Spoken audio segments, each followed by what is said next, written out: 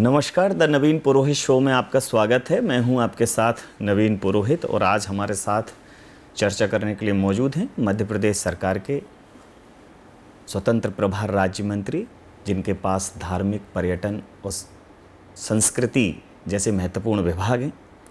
धर्मेंद्र लोधी जी हमारे साथ हैं। आपका ND24 में बहुत बहुत स्वागत है। नमस्कार, ND24 के सभी दर्शकों का मैं अभिनंदन करता हूं और निश्चित रूप से चैनल नई ऊंचाइयों को छुए, ऐसी मैं कामना करता हूं। हर रंग है मध्य प्रदेश में, उमंग है मध्य प्रदेश में, अनेकता में एकता का ढंग है मध्य प्रदेश में, ईमान है मध्य प्रदेश में, सम्मान है मध्य प्रदेश में, देवता समान मेहमान है मध्य प्रदेश में, वादियों का प्रदेश है, बहार है इस प्रदेश में, पापसी फुहार और श्रृंगार है इस प्रदेश में, बुंदेली इस प्रदेश में, बघेली इस प्रदेश में, मालवा अंचल जैसी खास क्षेत्र हैं इस प्रदेश में। तो ये प्रदेश विविधताओं भरा प्रदेश, एक तरह से कहें कि ये देश का आईना है, देश का दिल है। और दिल की सेहत अगर ठीक है तो फिर पूरा शरीर ही स्वस्थ होता है। तो मध्य प्रदेश में धर्म के दृष्टिकोण से, पर्यटन के दृष्टिकोण से और संस्कृति के दृष्टिकोण से पिछले 1-1.5 वर्ष के जो कार्यकाल में आपने जो ऐसे काम किए जिनको आप कहें कि इनको रेखांकित किया जा सकता है, उन पर आपकी एक समग्र प्रतिक्रिया चाहूँगा। देखिए नवीन जी, मध्य प्रदेश में पर्यटन की असीम संभावना है जी। हम प्राकृतिक रूप से भी समृद्ध हैं। वाइल्ड लाइफ हमारे यहाँ जी प्रचुर मात्रा में, हम टाइगर स्टेट हैं, चीता स्टेट हैं, लेपर्ड स्टेट हैं, घड़ियाल स्टेट हैं, वल्चर स्टेट हैं। जितने प्रकार की विविधता जी जी मध्य प्रदेश में होना चाहिए वो मध्य प्रदेश में देखने को मिलती है। फिर हम सांस्कृतिक रूप से भी समृद्ध हैं जी। पुरातात्विक रूप से भी जो हमारी मंदिर हैं, वास्तव में जैसे खजुराहो के मंदिर हो गए, तो बहुत प्राचीन पुरातत्व संपदा हमारे यहाँ है जी। कुल मिला के ये है कि मध्य प्रदेश में पर्यटन के जितने रूप होने चाहिए सारे रूप आप मध्य प्रदेश में देख सकते हैं। जी जी। एक्चुअली वही मैं कह रहा हूँ, एडवेंचरस जो है टूरिज्म भी मध्य प्रदेश में है, एडवेंचर टूरिज्म भी है।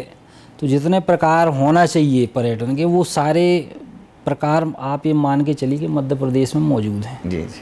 उस दृष्टि से मध्य प्रदेश में पर्यटन की असीम संभावनाएं हैं। जी। निरंतर यशस्वी मुख्यमंत्री डॉक्टर मोहन यादव जी के नेतृत्व में हम निरंतर ऐसी योजनाएं भी बना रहे हैं जिससे मध्य प्रदेश का पर्यटन का प्रचार प्रसार हो और वो लोगों की नज़र में आए।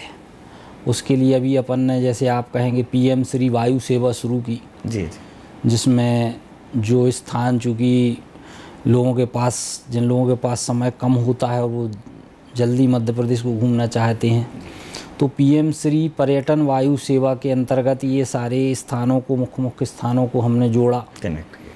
तो एक तो ये नवाचार हमने किया। उसके साथ साथ अभी आप बात करें तो ओरछा में राम राजा लोक जी को यूनेस्को की संभावित धरोहरों की संभावित सूची में उसको ऐड करवाया गया। जी जी। तो आने वाले समय में जैसे अपना सांची है, भीमबेटका है, खजुराहो है, वैसे ही राम राजा सरकार की नगरी ओरछा भी जी उसमें सम्मिलित होगी।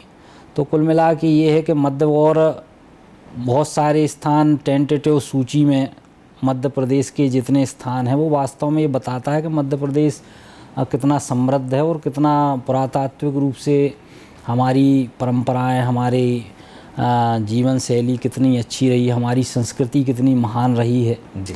तो कुल मिला के ये सारी बातें मुझे लगता है, ये तो एक समग्र प्रतिक्रिया हो गई और जिसमें सबसे महत्वपूर्ण बात आपने कि इन सभी सारे जो हमारे पर्यटन स्थल हैं उनको इंटरकनेक्ट करने के लिए एक PM श्री हेलीकॉप्टर योजना, PM श्री वायु सेवा भी है। अभी हमने राम पथगमन, जहाँ जहाँ भगवान राम के चरण पड़े, जी जी, उन सारे स्थानों को भी चिन्हित करके उनको भी विकसित करने की रचना योजना पूरी बनी है। आपके इसी जवाब में मेरे को एक और सवाल दिखाई दे रहा है कि मध्य प्रदेश धार्मिक पर्यटन के लिए बहुत ही समृद्ध हो रहा है। अगर आप वहाँ से ओमकारेश्वर, महाकालेश्वर, फिर यहाँ अगर सेंट्रल इंडिया की बात करें तो भोजपुर, भीमबेटका, फिर अगर आप बुंदेलखंड की बात करें तो छतरपुर, खजुराहो, उधर दतिया में पीताम्बरा लोक, फिर ग्वालियर में सूर्य मंदिर। मतलब एक पूरा सर्किट मध्य प्रदेश का ऐसा है कि जिस अंचल में जाएंगे धार्मिक पर्यटन की असीम संभावनाएं, और आपने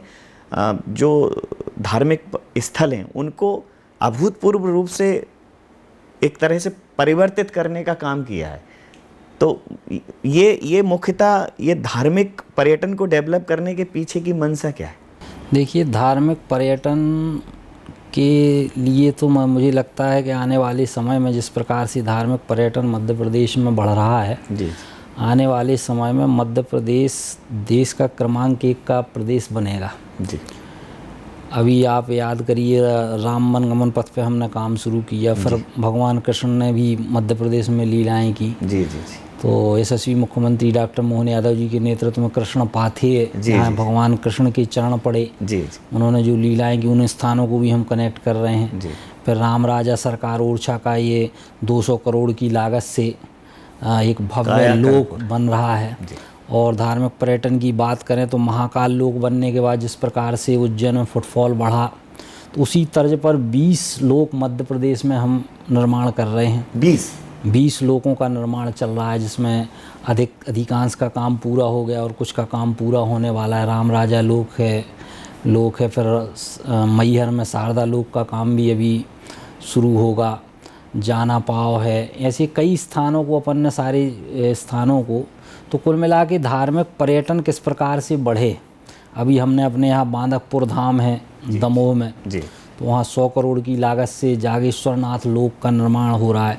तो ऐसे स्थानों को चिन्हित करके जहाँ लोगों की बड़ी आस्था है, लाखों लोग जब त्यौहार आते हैं तो लाखों लोग जहाँ एकत्रित होते हैं, उन सारे स्थानों को विकसित करने का, पुष्पित करने का, पल्लवित करने का ये काम हमारी सरकार निरंतर कर रही है। और अभी आप इस बार का ग्राफ देखेंगे तो 13 करोड़ 60 लाख से भी ज़्यादा पर्यटक इस वर्ष मध्य प्रदेश की धरती पर 24-25, मुझे लगता है ये रिकॉर्ड, ये अपने आप में रिकॉर्ड है। कुल मिला के ये है कि जिसमें विदेशी पर्यटक भी आए 1,67,000 जी कि लगभग विदेशी पर्यटक भी आए। पर्यटन की तरफ बात करूं तो आप कहीं ना कहीं ऐतिहासिक महत्व के जो स्थल हैं उनको भी एक्सप्लोर कर रहे हैं, और जो उन ऐतिहासिक महत्व के स्थलों से जो हमारी विभूतियाँ जुड़ी हुई हैं, चाहे रानी दुर्गावती जी हों, चाहे महाराजा छत्रसाल हों, हमारे आदिवासी समाज के जननायक हों,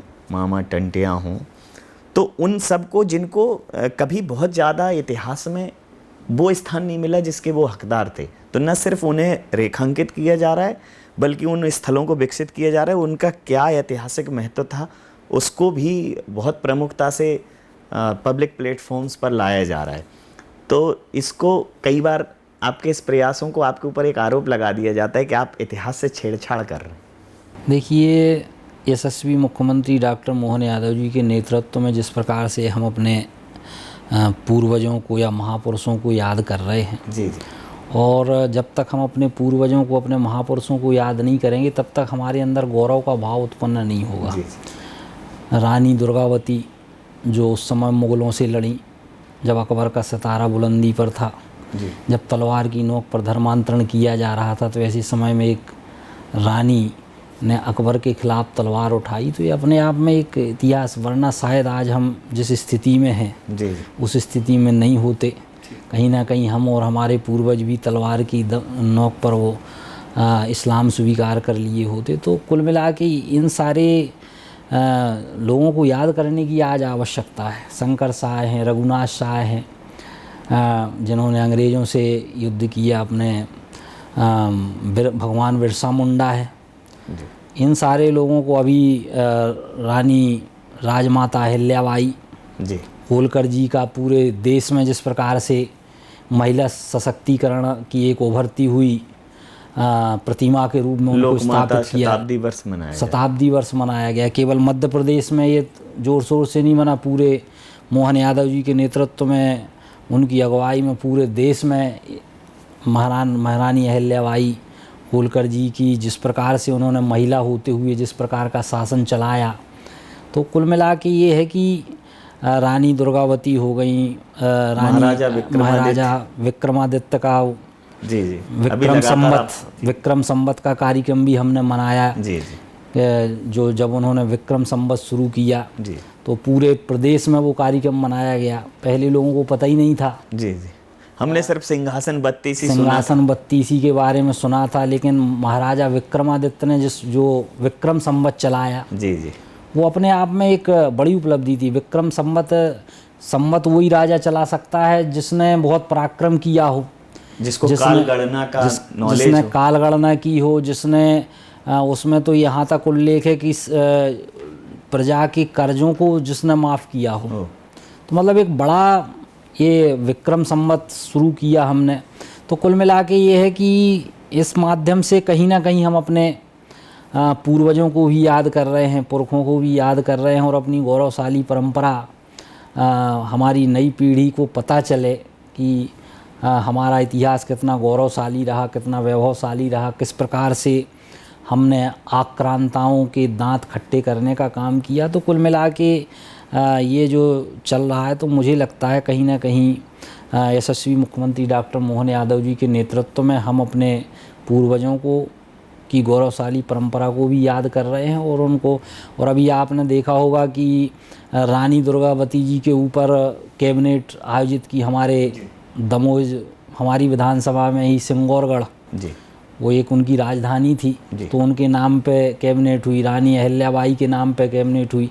अभी राजा भभूत सिंह जी के नाम पे कैबिनेट हुई। तो जितने महापुरुष हैं उनके नाम पर उस स्थान पर जाकर कैबिनेट करना जी, तो ये अपने आप में उनके लिए सम्मान प्रकट करने का भी है, और उनके आदर्शों के बारे में लोग जानें, लोग पता करें और उनके आदर्शों पर चलें। ये इस भावना को लेकर यशस्वी मुख्यमंत्री डॉक्टर मोहन यादव जी के नेतृत्व में हम सब लोग काम कर रहे हैं। अगर मैं धर्म इतिहास से इतर वर्तमान की बात करूं, तो मैंने थोड़ा सा मध्य प्रदेश के पर्यटन को एक्सप्लोर किया है अपने पर्सनल लेवल पे। मैं कोई भी साक्षात्कार करने के पहले थोड़ा उस विषय वस्तु को समझने की कोशिश करता हूं, और मैंने ये पाया कि पूरे देश में मध्य प्रदेश जितने होम स्टे ग्रामीण अंचलों में, चाहे वो फिर बुंदेलखंड हो, चाहे फिर चंबल हो, चाहे बघेलखंड हो, चाहे मध्य प्रदेश का मध्य भारत हो, सब जगह होम स्टे डेवलप हुए हैं, और हर जगह की अपनी एक संस्कृति है। बाहर से आए हुए व्यक्ति को संस्कृति समझने का मौका मिलता है, हमारे यहाँ के भोजन को समझने का मौका मिलता है, उस क्षेत्र की जो ऐसी अनएक्सप्लोर्ड जो स्टोरी हैं, जो बहुत डीप अंचलों में जाकर ही आप समझते हैं।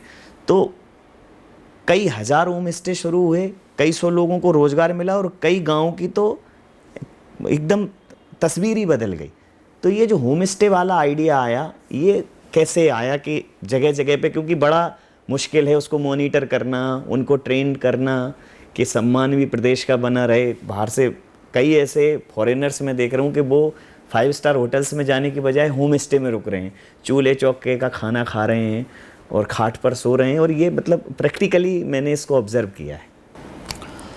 देखिए, ये भी सरकार की बड़ी उपलब्धि है जी, होम स्टे के माध्यम से, क्योंकि बाहर के लोग आते हैं तो आके अगर कोई विदेश का आदमी आके 5 स्टार होटल में जाके रुकेगा तो उसको जो भारत का फील आना चाहिए, एग्जैक्टली वो उसको आ नहीं पाएगा, क्योंकि वो जैसा वहाँ रुकता था वैसा यहाँ रुक रहा है। ठीक बात। तो ये होम स्टे की जो कल्पना है, जी जी, जो लोग भारत की संस्कृति को जानना चाहते हैं, ग्रामीण संस्कृति को जानना चाहते हैं, जी, तो ये होम स्टे की योजना हमने शुरू की, जिसमें हमने लक्ष्य लिया कि पूरे प्रदेश में हम 1000 होम स्टे बनाएंगे जी।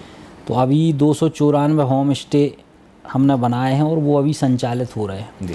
तो ये एक बड़ी उपलब्धि है। अब होम स्टे में जाके व्यक्ति रुकता है तो चूल्हे की रोटी खाता है जी। और एक होम स्टे का एक ये भी है कि भाई जो व्यक्ति होम स्टे बनाता है तो उसको रोज़गार भी मिलता है, सरकार उस पर सब्सिडी भी दे रही है। मान लो आप 5 लाख रुपए का होम स्टे बनाएंगे तो 2 लाख रुपए सरकार देगी।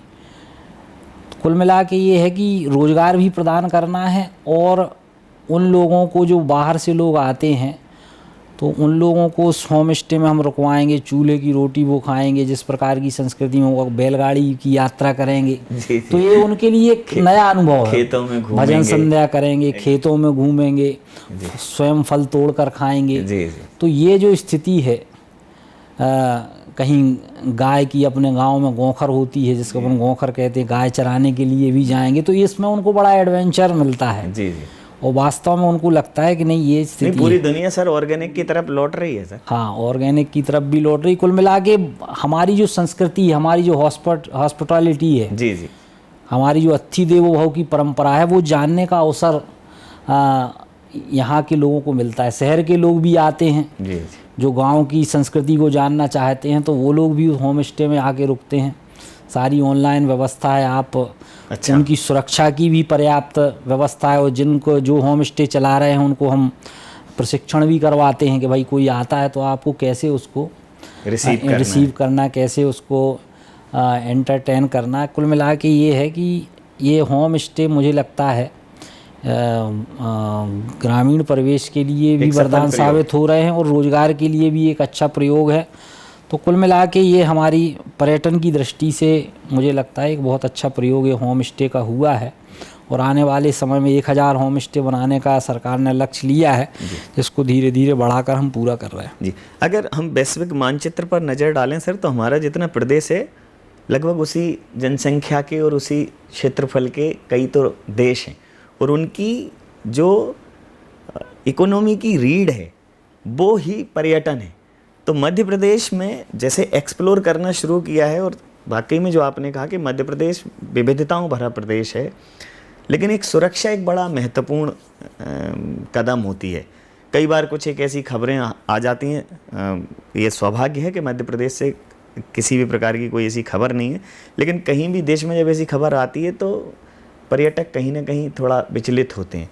तो मध्य प्रदेश में जैसे आपने बड़े अच्छे अच्छे ऐड कैंपेन किए हैं, एमपी अजब है, एमपी गजब है, और एक मध्य प्रदेश देखो, ये देखो, पचमढ़ी देखो, उसमें बहुत बड़ा अच्छा ऐड उसने बड़ा आकर्षित किया। तो कहीं ना कहीं जब विदेशी पर्यटक आते हैं, निश्चित रूप से देसी पर्यटक भी उतने महत्वपूर्ण है, लेकिन जब विदेशी पर्यटक आते हैं तो न सिर्फ इकोनॉमी के लिहाज से बल्कि हमारे देश की विविधता का प्रचार प्रसार बहुत बड़े स्केल पर होता है। तो हम उन्हें ज़्यादा से ज़्यादा आकर्षित कर पाएँ, उसके लिए विभागीय स्तर पर क्या कार्य योजना है सर? देखिए, विभागीय स्तर पर एक तो इसका हम लोग प्रचार प्रसार भी करते हैं। जी।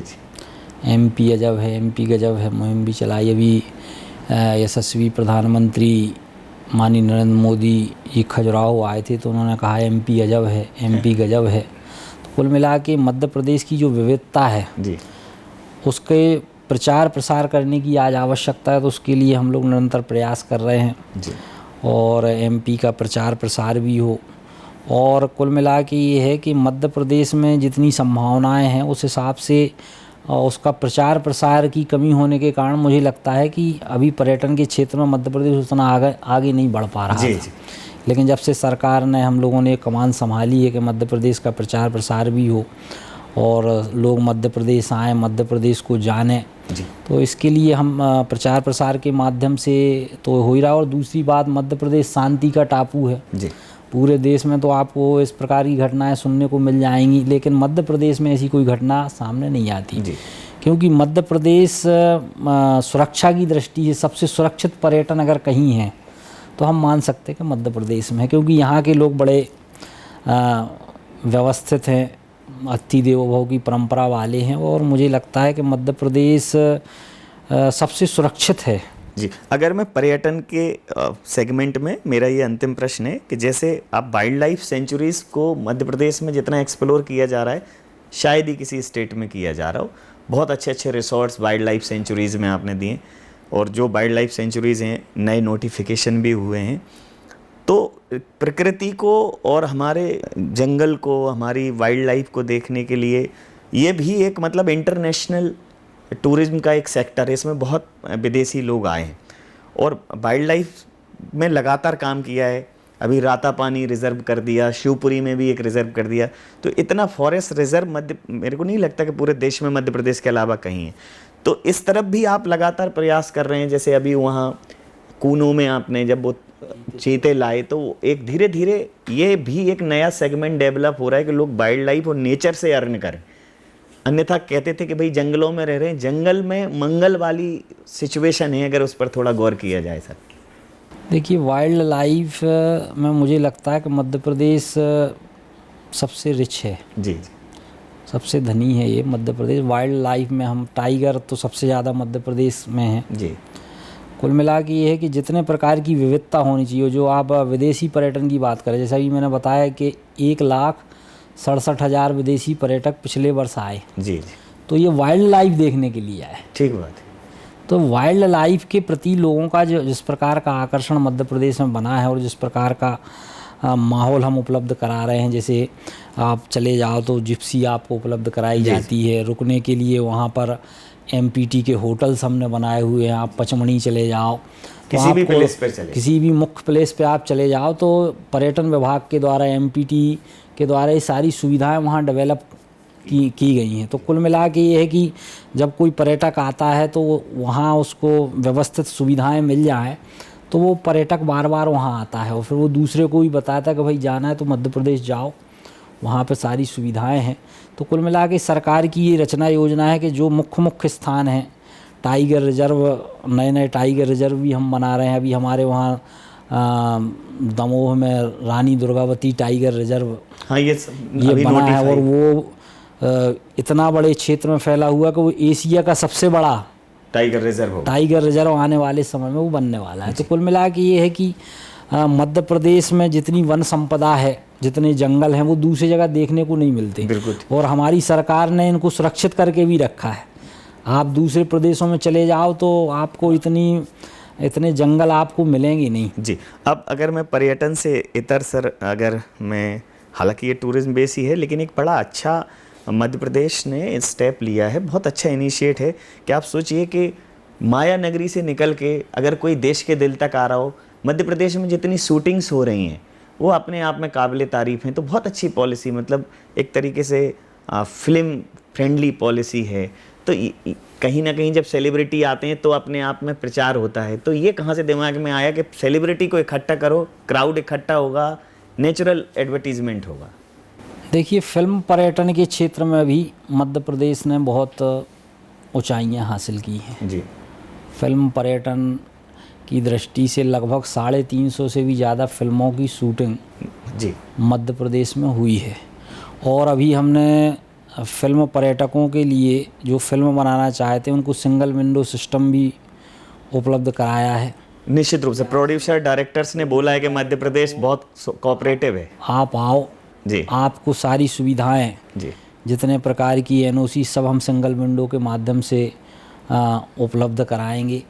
पहले 30 प्रकार की NOC लगती है, उसको घटा के हमने 10 प्रकार की NOC पर लेके आए। कुल मिला के ये है कि सिंगल विंडो सिस्टम के माध्यम से ईज ऑफ डूइंग हुआ है। और मुझे लगता है कि सबसे ज़्यादा अगर फिल्म पर्यटन की बात करें तो मध्य प्रदेश सबसे ज़्यादा आने वाले समय में फेवरेट डेस्टिनेशन है जो फिल्म प्रमोट करने के लिए लोग मध्य प्रदेश आ रहे हैं। कुल मिला के ये है कि 350 से ज़्यादा फिल्में अभी आप देखो, चंदेरी जी, स्त्री 1, स्त्री 2 की शूटिंग हुई, फिर पंचायत सीरीज की शूटिंग चल रही है। अभी एक वो लापता लेडीज, जी, बहुत फिल्मों की शूटिंग, बहुत सारी फिल्में, नंबर ऑफ फिल्म्स हैं सर, 350 से ज़्यादा फिल्में अभी, और उनको हम सब्सिडी भी देने का काम अपनी सरकार कर रही है। जी।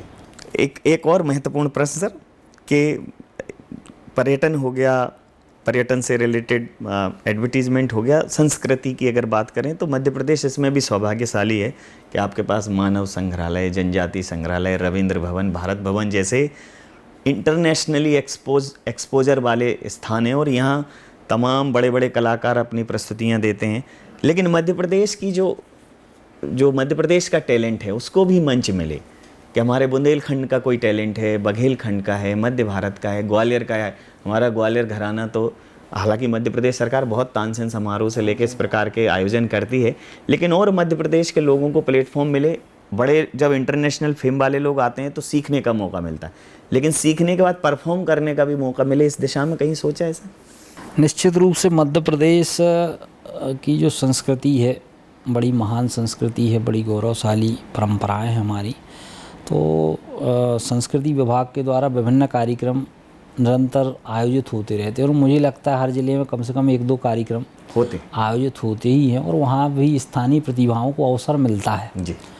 और प्रयास ही अपन करते हैं कि जितना हो सके तो वह स्थानीय मध्य प्रदेश की प्रतिभाओं को जितना ज़्यादा अवसर मिले जी। तो वो मिलना चाहिए। केवल 2-3 महोत्सव जैसे खजुराहो का अंतर्राष्ट्रीय महोत्सव है तो उसमें जी पूरे देश के विश्व के लोग आते हैं, तो कुछ मुख्य आयोजनों को छोड़ दिया जाए। जी जी। जो एक राष्ट्रीय स्तर के अंतर्राष्ट्रीय स्तर के आयोजन हैं उनको छोड़ दिया जाए, तो बाकी सारे जो आयोजन होते हैं जी उसमें सरकार का प्रयास रहता है कि स्थानीय लोगों को अवसर मिले, यहाँ की प्रतिभाएं आगे बढ़ें। इसके लिए और भी हम नई रचना योजना बना रहे हैं कि और किस प्रकार से हम अपनी प्रतिभाओं को पुरस्कृत करने का काम कर सकते हैं। वैसे सर थोड़ा ऑफबीट प्रश्न है, इसका किसी से कोई लेना देना नहीं है।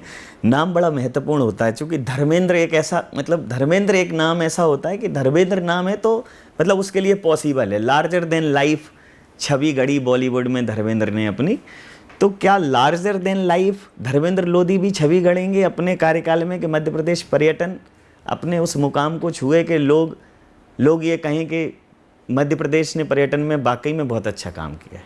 निश्चित रूप से जो दायित्व तो मुझे पार्टी ने दिया है, डॉक्टर मोहन यादव जी की सरकार ने दिया है, तो कहा गया है कि शपथ लेना तो सरल है पर निभाना ही कठिन है। क्या बात है। कुल मिला के ये है कि इस पद के साथ हम किस प्रकार से न्याय कर सकते हैं, और हर व्यक्ति चाहता है कि हम ऐसा काम करके जाएं कि आने वाले लोग हमको याद रखें। तो वैसे ही मेरा भी प्रयास है कि मध्य प्रदेश पर्यटन की दृष्टि से आगे बढ़े, और मेरा तो यहाँ तक मानना है कि मेरे रहते हुए मध्य प्रदेश पर्यटन के क्षेत्र में क्रमांक 1 का प्रदेश बने। इसके लिए हम लोग निरंतर प्रयत्न कर रहे हैं, प्रयास कर रहे हैं, और इसके अच्छे परिणाम जब से मैं पर्यटन मंत्री बना हूँ तो निरंतर ये देखने को भी मिल रहे हैं कि किस प्रकार से हम पर्यटन के क्षेत्र में निरंतर उन्नति और प्रगति कर रहे हैं, और आने वाले समय में और भी अच्छे परिणाम आपको देखने को मिलेंगे। तो घटा घिरी है तो बरसे भी सिर्फ गरजने से क्या होगा। बुंदेली, बघेली, चंबल अंचल मध्य प्रदेश का श्रृंगार हो गया। मध्य प्रदेश में जो आया बोला वाह, मध्य प्रदेश से प्यार हो गया। कुछ इस तरह से मध्य प्रदेश को गढ़ रहे हैं, और मध्य प्रदेश नए कीर्तिमान स्थापित करे टूरिज्म के क्षेत्र में। संस्कृति मध्य प्रदेश की वैश्विक स्तर पर पहुँचे, मध्य प्रदेश की कला वैश्विक स्तर पर पहुँचे, और मध्य प्रदेश का जो धार्मिक पर्यटन है वो सिर्फ पर्यटन नहीं है बल्कि विश्व को दिशा देने वाला एक ऐसा सत्य है कि सनातन संस्कृति पूरे विश्व तक पहुँचे। उसके लिए भी लगातार प्रयास किए जा रहे हैं। तो धर्मेंद्र जी अपने कार्यकाल में larger than life benchmark establish करें, ऐसी मेरी शुभकामनाएं। सर आपका बहुत धन्यवाद। बहुत आपका भी बहुत बहुत धन्यवाद।